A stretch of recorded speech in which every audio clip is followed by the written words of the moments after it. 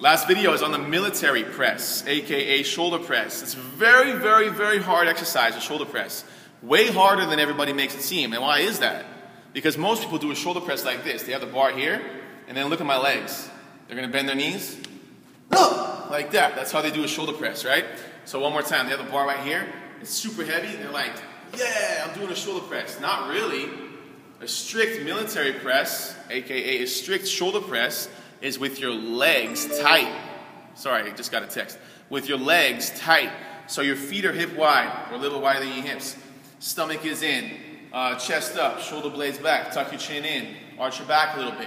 Knees are slightly bent because you never lock your legs out. Now what do? I make everything tight, which means my butt is super tight. Flexing my legs. Shoulder blades are all the way back. I grab the barbell here, then I keep my wrists straight. So I don't bend my wrist. My wrists are straight. And if it's a straight bar, I like to keep my thumb behind the bar. Otherwise, you're not really going to feel it as much. Also, if you watch my previous videos, elbows are in. So everything is super tight. Then what happens? The bar comes up and the bar comes down. The bar comes up, the bar comes down. It's kind of curling around my head because I'm keeping my elbows in. But there's no movement in my legs.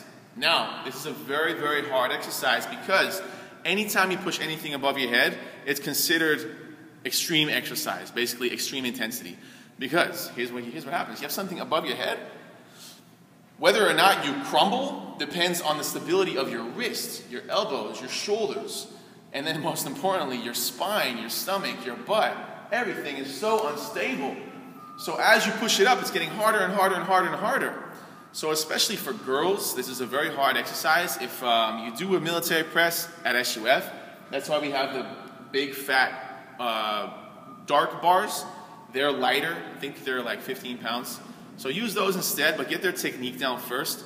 With that said, don't be a technique warrior. I mean, try to make it good enough, but as long as they make progress, that's what's most important. But just remember, elbows in. Try to not use your legs at all. Boom. And as always, don't breathe during the movement. Now during a squat, you don't breathe as you come down and come up. During a military press, because you're generally just coming down, you can exhale at the top because you come down way faster.